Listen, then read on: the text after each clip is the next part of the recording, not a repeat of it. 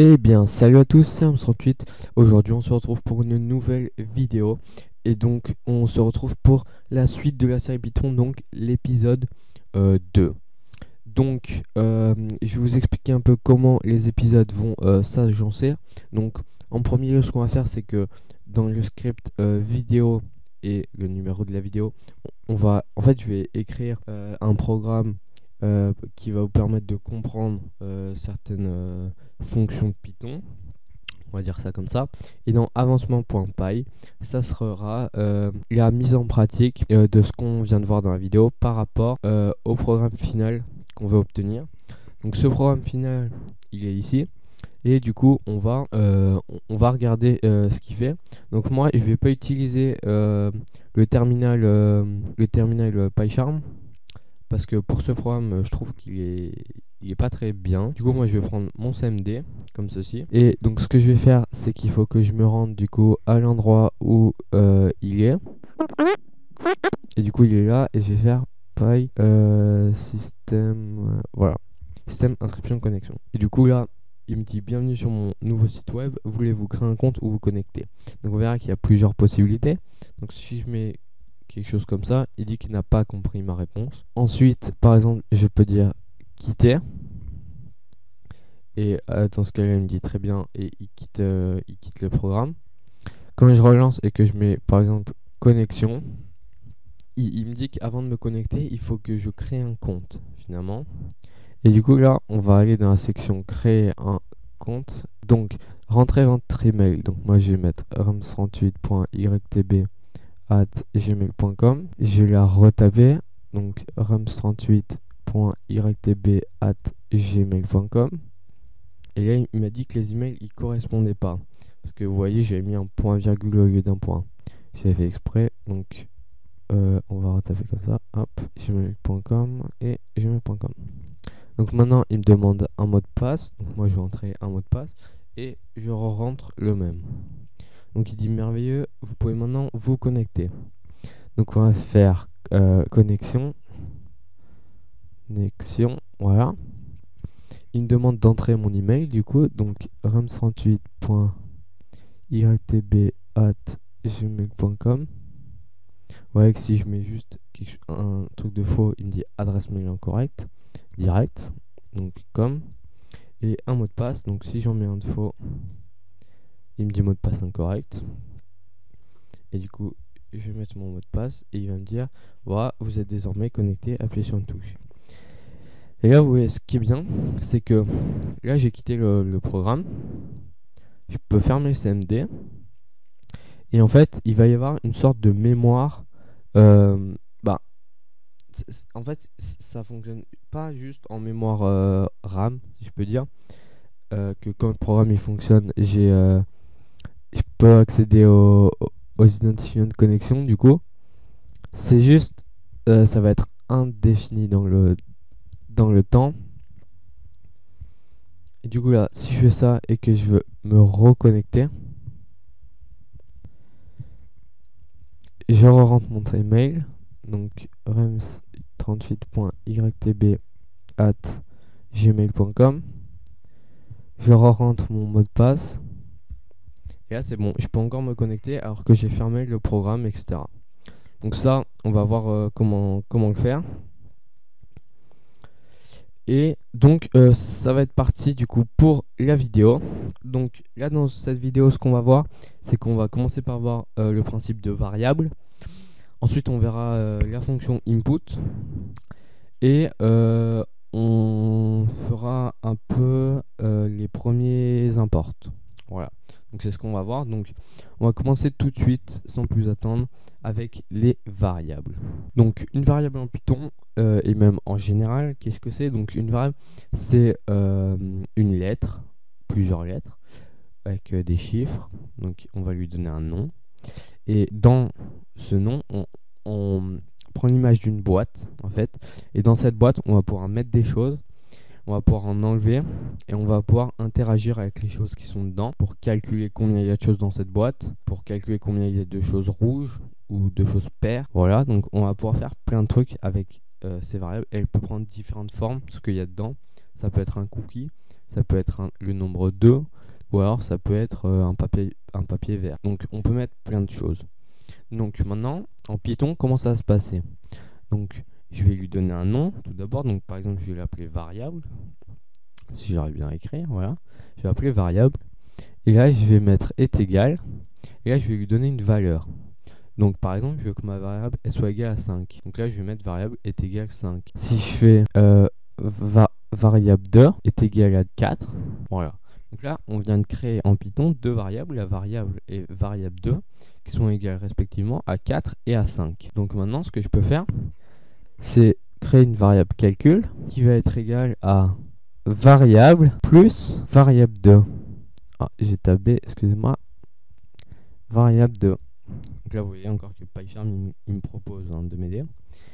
Et par exemple, là, dans mon print, on avait vu dans la dernière fois que je faisais print, par exemple, test, pour afficher du coup une chaîne de caractères qui se trouve entre guillemets, qu'on va aussi appeler un string. Et donc là, au lieu de mettre un string, on va mettre une variable. Donc là, je vais print calcul. Il faut bien que je l'écris en grand, excusez-moi. Donc là, on va print calcul. Donc, on récapitule. On a défini deux variables qui sont égales à 4 et à 5. Et on a défini une autre variable. Ça, j'aurais pu l'appeler, par exemple, je vais pas changer, mais un nom qui n'existe pas, un 4cut, voilà. Ça change rien. Et donc, cette variable, elle est égale à l'addition de deux variables qu'on a fait précédemment. C'est pas parce que cette variable, je vais l'appeler addition, qu'il y aura forcément une addition. Je vais pouvoir mettre une soustraction. C'est vraiment un nom que je donne parce que j'ai envie de le donner, que c'est un moyen assez mémotechnique et que je vais pouvoir m'organiser pour m'en souvenir. Il faut que ça soit quelque chose d'assez logique quand même. Donc là, je vais aller faire clic droit et run vidéo 2 dans le terminal du coup. Et on va voir ce que ça donne. Voilà. Donc là, il m'affiche 9. En effet, 5 plus 4, ça fait 9. Donc là, je vais revenir en écrivant calcul quand même. Du coup, là, vous voyez, par exemple, si je laisse comme ça, elle, je l'ai appelé calcul et elle, je l'ai appelé calcut. Donc si je lance, là, il va me faire une erreur parce qu'il ne pourra pas print quelque chose, une variable qui n'existe pas. Voilà. Donc maintenant, il y a différentes opérations du coup. Donc il y a le plus, il y a le moins. 5 moins 4, ça fait 1. Il y a la multiplication qui va être symbolisée par l'étoile. Donc 5 fois 4, ça fait 20. Et il y a la division qui va être symbolisée par le slash. Voilà, ça va être égal à 1,5. Nous verrons par la suite qu'il en existe plus d'autres. Maintenant, ce que je peux faire, c'est faire le calcul. Et par exemple, je vais dire que ma variable,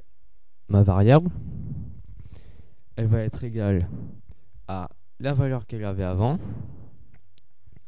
plus 2. Par exemple, je vais dire ça. Et là, je vais faire new calcul. Alors attention, je ne l'ai pas précisé, maintenant on le voit. Ne jamais mettre d'espace dans ces variables. Et de préférence, on ne la commence pas avec un chiffre. On peut mettre un chiffre calcul 2 par exemple. Mais on ne va pas faire 2 new calcul. Voilà. Donc est égal à variable plus, ou non, on va laisser en fois quand même, variable 2. Donc là, je m'explique. On a toujours nos deux variables du début qui sont là. Et on a fait un premier calcul qui multiplie variable et variable 2. Et ensuite, variable, je lui ai fait prendre la valeur, donc elle est du égal, de lui-même, donc qui est égal à 5, plus 2. Donc variable, maintenant, elle est égale à 7. Bien sûr, là, je peux faire aussi toutes les opérations. Hein, on n'est pas limité. Et là, j'ai défini new calcul qui va être égal à variable fois variable 2. Donc, c'est la même chose qu'ici. Mais ça ne va pas nous retourner la même chose parce que entre-temps, la valeur de variable, elle a changé. Donc, c'est ce que je vous disais auparavant. On peut, dans notre programme, changer à n'importe quel moment la valeur de n'importe quelle variable.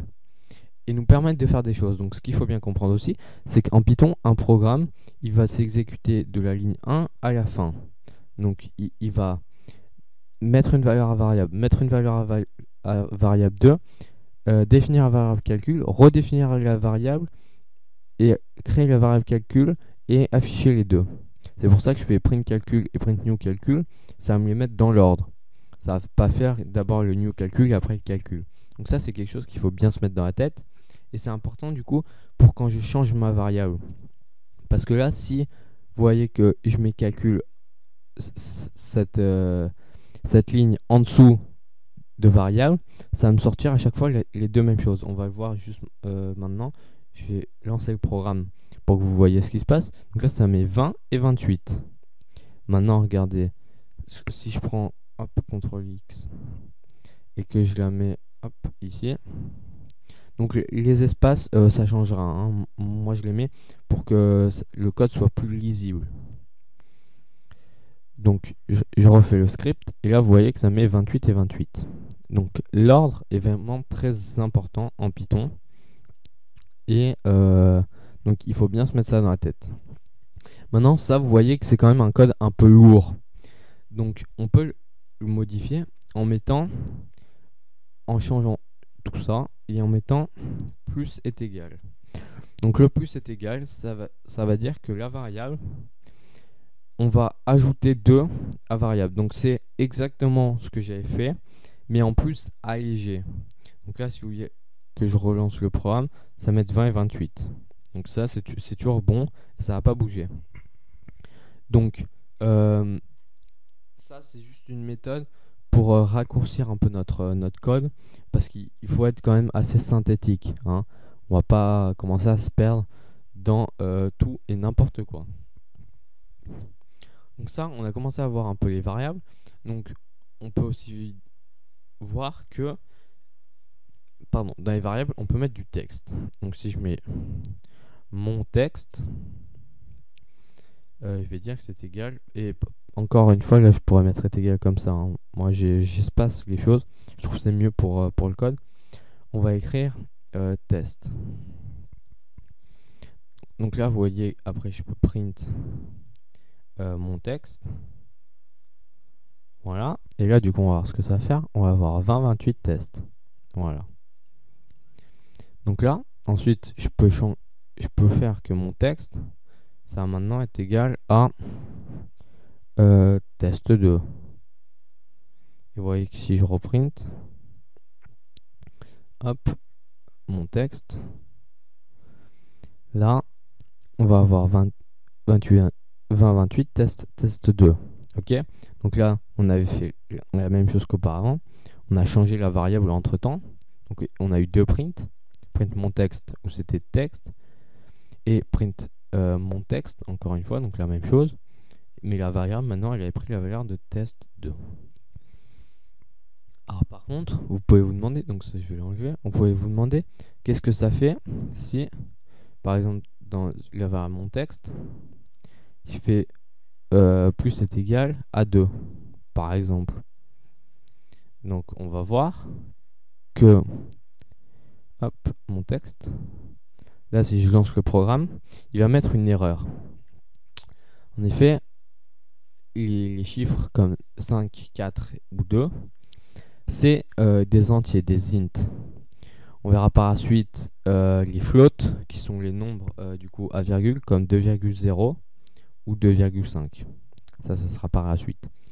Donc, il ne peut pas en fait concaténer, c'est donc mettre ensemble, ajouter, concaténer un string avec un int. Ça, c'est pas possible. Maintenant, si, regardez, je mets le 2 entre guillemets, on peut se dire, là, c'est deux strings. Donc, qu'est-ce que ça va faire?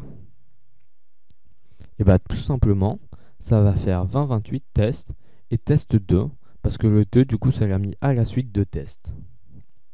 Donc ça peut être pratique de voir ça. Aussi, on peut par exemple avoir une variable chiffre, on va appeler comme ça, qui va être égale à 2, mais un 2 texte. ou non, on va mettre un 2 classique pour commencer. Et là, ce que je vais faire, c'est que je vais dire print mon texte plus chiffre. Ok? Donc là, quand je lance le programme, ça va pas marcher, il peut pas les concaténer encore. Donc là, parce qu'on aurait pu se dire ça aurait pu marcher. Donc je vais faire pareil, et là il va me print test 2. Ok, donc là, on a vu quelques trucs, donc vous voyez qu'on peut print plusieurs choses. Aussi, par exemple, si là je mets une variable prénom, par exemple Jean,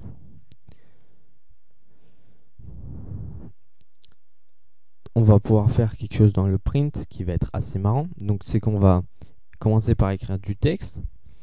Donc on va écrire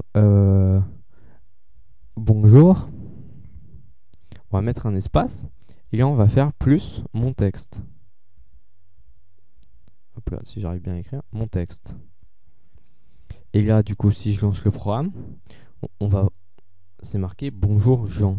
Donc vous voyez que là une chaîne de caractères qu'on a juste définie, qu'on a juste mis pour le print, pas dans une variable, on est bien arrivé à la concaténer avec une variable. Ça c'est assez important. Après ce que j'aurais pu faire, c'est mettre, là c'est un peu plus complexe peut-être, c'est mettre des accolades comme ceci, si j'arrive à choper. Voilà. Mettre des accolades et mettre 0. Et là, enlever ça et mettre point format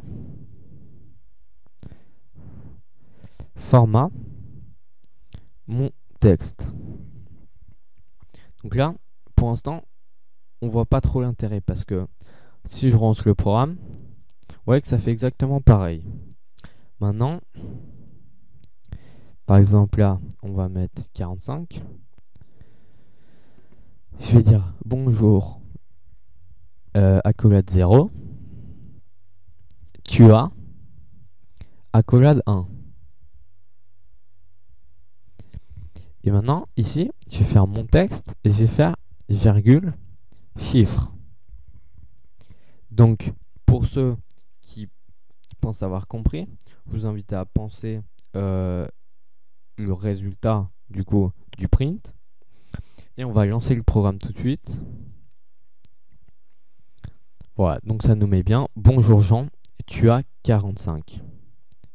Alors, ça veut un peu rien dire. On va rajouter en ici.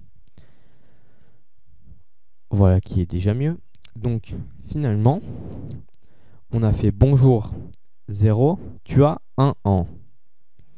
Et dans le format, on a dit que le 0, c'était mon texte, et le 1, c'était chiffre. Et du coup, ça les a remplacés dans la phrase. Et ça, c'est assez pratique. Et du coup, ce qu'il faut bien prendre en compte maintenant en Python, c'est qu'on va commencer tout le temps à compter à partir de 0. Donc là, ça va être 0, ça va être 1. Et on va pas faire 1 et 2. Il faut bien prendre en compte qu'en Python, on commence avec le 0. Ça, c'est assez fondamental. Alors après, on peut voir la différence du coup si j'aurais écrit un print classique avec des plus et des concaténations. Donc, bonjour avec un espace plus mon texte, tac, virgule, tu as plus chiffre, plus en. Ouais. Bon, il met une erreur. Ah, j'ai oublié plus. Voilà. Donc là, on voit que ça fait exactement les mêmes choses. Ah, j'ai oublié de mettre un espace après en. Voilà. Donc là, après, vous voyez que c'est un peu chiant parce que du coup, là, il faut mettre des espaces à chaque fois. Là, il faut penser à la virgule et à l'espace. Donc là, après, ça va marcher. Ça va faire exactement pareil. Cependant, si on a des longues phrases, je trouve que c'est plus simple de les gérer de cette manière. Une grande partie des gens qui codent, des développeurs, préfèrent cette manière. Après, vous choisissez. Python, c'est assez libre, comme tous les langages de programmation. Hein. Vous pouvez vraiment faire un peu ce que vous avez envie. Donc, maintenant, on a vu un peu ça. On va s'attarder maintenant sur les inputs. Donc, les inputs, qu'est-ce que c'est? Donc, on commence direct. Donc, c'est encore une fonction. Donc, il y a des parenthèses, vous voyez. Input, parenthèse, parenthèse. Et donc, par exemple, je vais pouvoir input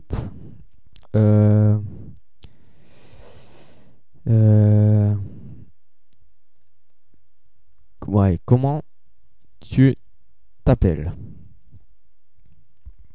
Point d'interrogation. Et je mets un petit espace. Donc là, si je lance mon programme, vous voyez que c'est marqué comment tu t'appelles. Et si je clique, en fait là, je veux interagir en vert. Alors qu'avant, je pouvais pas interagir en haut, vous voyez. Donc par exemple, j'ai marqué RAM38.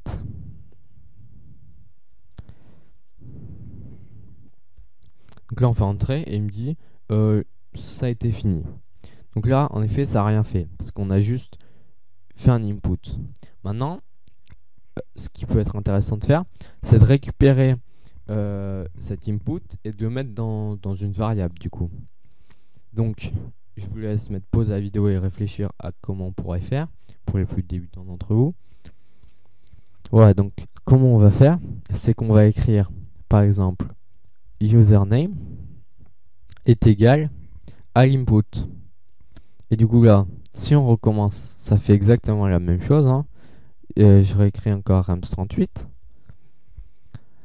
Mais par exemple, on pourra faire du coup un print où on met salut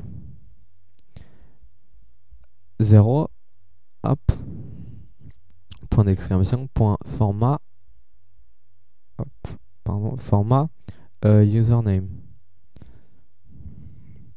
Et du coup là, maintenant ça va être intéressant parce que comment tu t'appelles Rams38, salut Rams38. Voilà. Donc ça, les inputs c'est très pratique. Il faut bien retenir, c'est pas très compliqué. Hein, c'est juste une fonction comme ça. Après par exemple, ce qu'on aurait pu faire c'est avant, on définit du coup une question. Donc qui va être comment tu t'appelles. Comme ceci. Et maintenant, on input question. Et donc là, vous voyez que ça revient exactement au même. Mais on a géré ça avec une variable. Voilà. Donc là, on a vu un peu quelques trucs. Alors après, vous voyez par exemple que quand on lance un programme, du coup, on a ça et ça. C'est un peu dégueulasse. Donc maintenant, ce qu'on va faire, c'est qu'on va, là, le but, c'est de d'effacer tout l'écran avant de commencer. Donc pour que ça nous efface ça, finalement. Donc, ouais, et il veut que l'espace. Ok. Donc c'est juste, c'est juste comme ça. Donc, ce qu'on va faire, c'est que là, tout en haut, en fait, on va avoir le principe des imports. Ah, pardon. Il manque variable. Voilà. Donc, le principe des imports, en fait, qu'est-ce que c'est? Donc, on va marquer import. Et là, je peux importer diverses choses. Donc, c'est des bibliothèques de Python. Donc, après, il faut les connaître. Hein. Donc là, nous, pour notre cas, on va avoir besoin d'import OS. Donc, l'OS, c'est en gros, c'est le système d'exploitation, c'est tout ce qui est relatif à ça. Donc il y a deux méthodes pour importer l'OS, enfin pour importer n'importe quelle chose. On peut faire import et le nom, ou alors on peut faire from le nom, pardon, hop, from le nom, import quelque chose. Donc ça, en fait, l'import, on va l'utiliser dans les cas plus généraux. Vous allez voir, il faut privilégier cette méthode, la méthode from. Par exemple, donc là, je peux faire soit from OS, soit from OS, import. Sauf que là, je sais pas trop encore ce que je veux importer. Ça doit pas trop se dire, mais c'est pas grave. Donc, pour désigner l'objet entier, on va dire, il faut mettre une étoile. L'étoile, ça désigne tout. Donc là, Donc dans, dans la librairie OS, je veux tout importer. Donc là, ça revient quasiment au même de dire ça, mais on l'a dit comme ça. Donc je vais vous montrer les deux ce que ça fait. Donc pour pas avoir besoin de trop réécrire, je vais mettre un commentaire. Donc un commentaire, c'est quelque chose que je mets pour moi et qui va être du coup, ça va commencer avec un dièse. Il sera pas pris en compte dans mon programme. Donc là, bon, PyCharm, il me fait un peu des... Il me dit ça, mais ok. Peut-être si je mets un espace, il sera plus content. Non. Bon, si, il était plus content. Donc mettez des espaces après. Voilà. Donc là, avec, on va faire ici. Et du coup, je vais faire os.system, on va avoir besoin. Et du coup, on va appeler la fonction CLS. Donc CLS, c'est pareil que quand vous êtes dans le CMD. Hein. Pour ceux qui connaissent un peu, vous faites CLS, ça efface l'écran. Bon là, ça me fait pas grand-chose. Mais vous voyez que si je fais comme ça, CLS, boum, ça m'efface l'écran. Donc là, on va faire os.system CLS. Donc qu'est-ce que ça va faire? Ça va... Ok, bon. Apparemment, il n'est pas trop d'accord pour faire ça.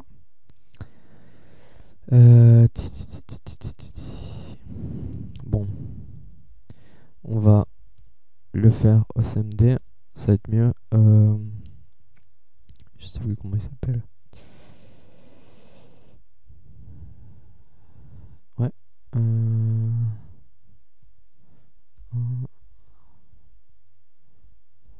Ok. Et vidéo 2. Donc là, vous voyez que ça m'a bien effacé. En fait, c'est pour ça, moi, je préfère un peu le CMD. Ça va plus être apte à ce qu'on fait. Il est où? Il est à PyCharm. Et du coup, là, vous voyez que si ça, je le mets du coup en commentaire. Excusez-moi. Je sais pas pourquoi j'ai fait ça. C'est trop habitué à HTML maintenant. Si je fais ça, du coup, pour quitter un programme quand il est en cours, vous faites CTRL-C, hein, ça marche. Donc là, vous voyez que ça va pas m'effacer. Et donc, si je recommence le programme, ça m'efface pas.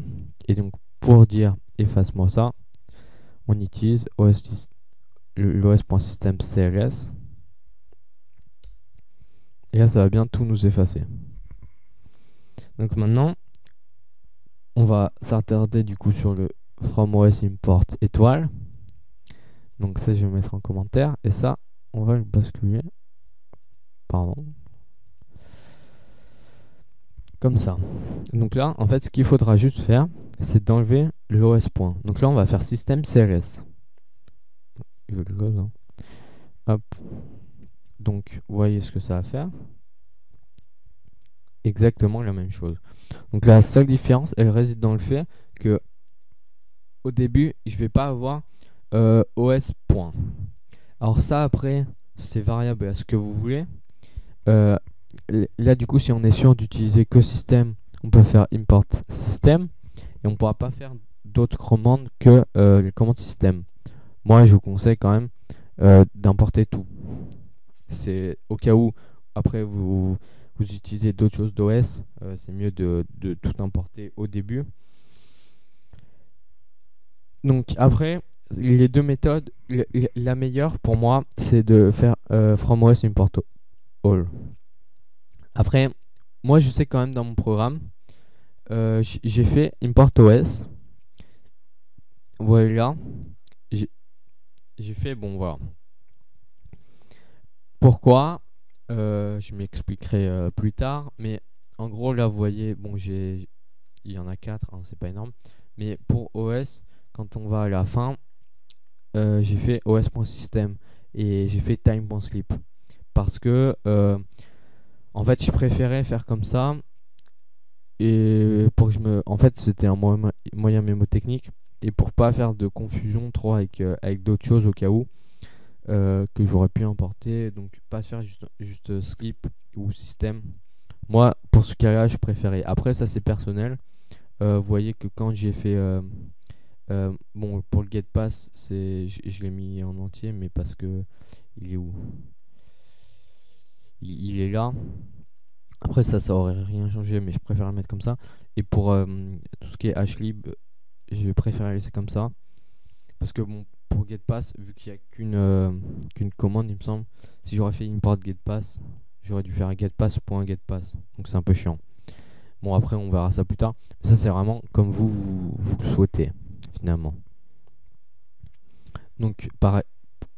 Donc là pour notre exemple, je pense qu'on va laisser comme ça. Donc from OS import all.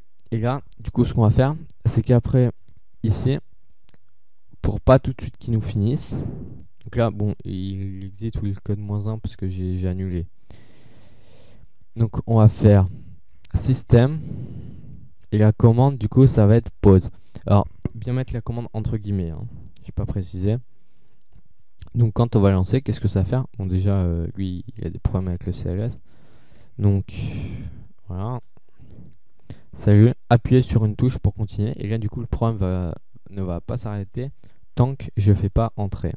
Ou alors, bien sûr, une autre touche. Et donc ça, il faut toujours finir vos programmes comme ça. Parce que sinon, il risque de... Par exemple, si vous exécutez dans un CMD et qu'il n'y a pas la question. Donc si ça, je le mets en commentaire. Non, question. Ça aussi. Et ça aussi.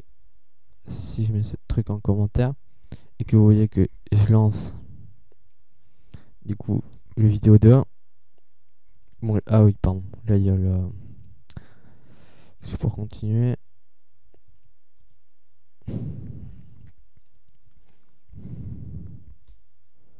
Avec si je fais ça, il va direct retourner du coup sur vidéo 2. Et le problème, c'est que bon, là, on voit quand même l'input. Mais par exemple, si je vais pas le prendre, série vidéo 2. Si je fais ça et que je vais l'ouvrir avec le CMD direct, ou par exemple avec Python, ça va le fermer automatiquement. S'il veut bien s'ouvrir assez vite.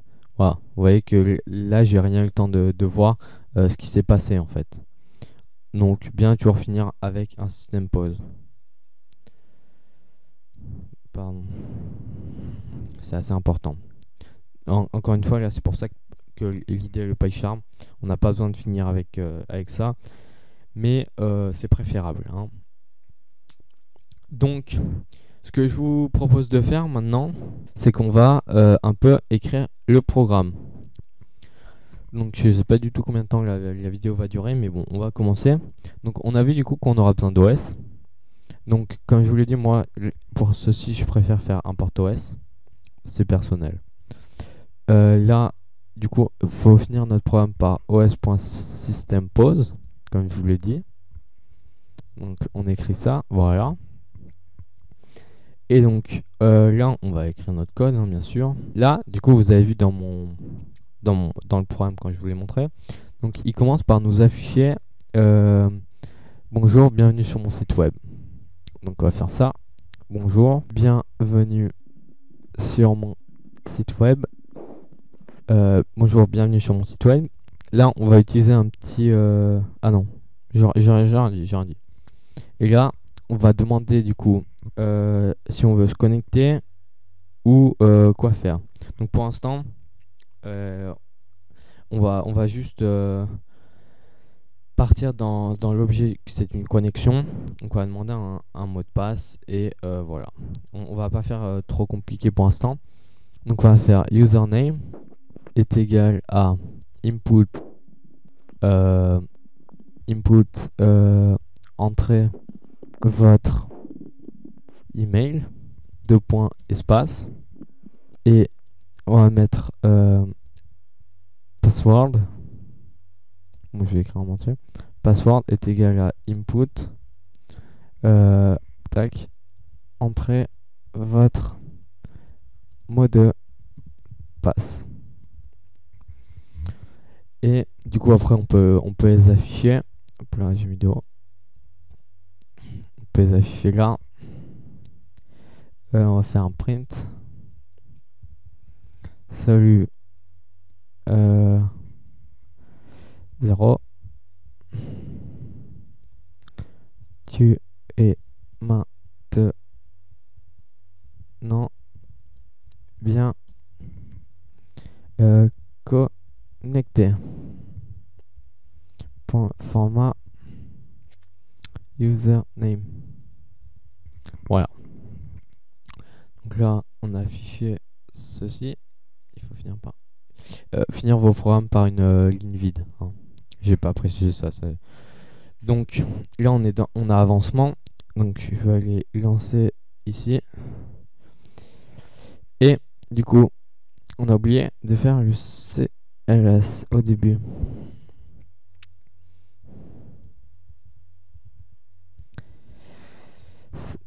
Donc, ce qu'il faut vous dire, c'est que si vous étiez capable de refaire à peu près ça, c'est tout ce qu'on a vu durant la vidéo. Et c'est bien. Du coup, non, je vais pas lancer là. Je vais faire hop. Et donc, CTRL-C, avancement. Donc, bonjour sur mon site web. Entrez votre email. Donc, je vais mettre n'importe quoi. Votre mot de passe. Salut, hein, tu es maintenant bien connecté. Appuyez sur touche pour continuer. Là, comme vous voyez, c'est un peu lourd, c'est un peu moche. Donc, je vais vous apprendre quelque chose vite fait. Donc là, ce qu'il faut faire, c'est de mettre un nouveau texte et c'est le /n. Et ça va permettre de sauter une ligne. Donc je vais le mettre aussi là, là,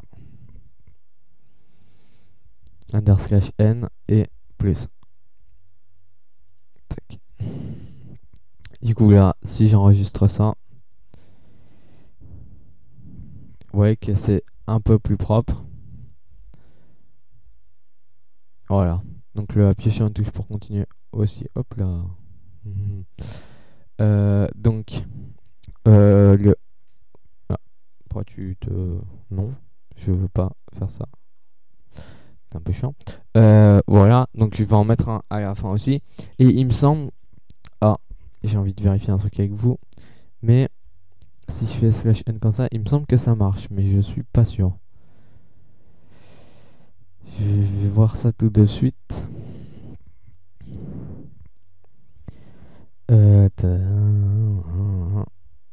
Ouais, si ça marche. Du coup, ce que je vais faire,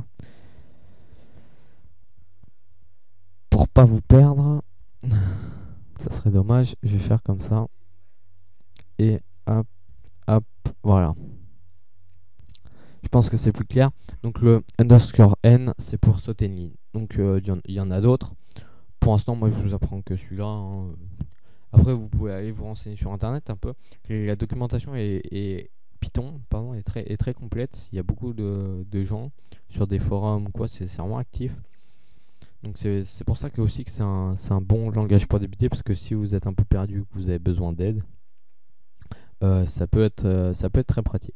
Donc ça, voilà, c'est en gros du coup l'avancement pour notre programme. Donc c'est le tout début, hein. Ça ressemble pas du tout à ça, mais c'est un début et c'est pas mal du coup. Donc si maintenant ce qu'il faudrait faire, là je l'ai pas précisé parce que bon, on restait sur des trucs assez basiques, mais c'est que après le cours du coup théorique, comme ici, vous essayez de remplir l'avancement tout seul avec ce qu'on vient de voir en rapport avec mon programme ici, pour que ça fasse sensiblement la même chose. Je veux pas que ça soit les mots exacts, les lignes exactes, etc., mais que ça y ressemble. Voilà, ça serait pas mal que à chaque fois, bon, je vous le repréciserai, hein, j'y penserai, mais là vraiment c'était pas très compliqué pour l'instant, mais que du coup à chaque fois vous mettiez pause à la vidéo et que vous essayiez de le refaire tout seul avec le cours. Sur ce, c'était Arm108, bye bye.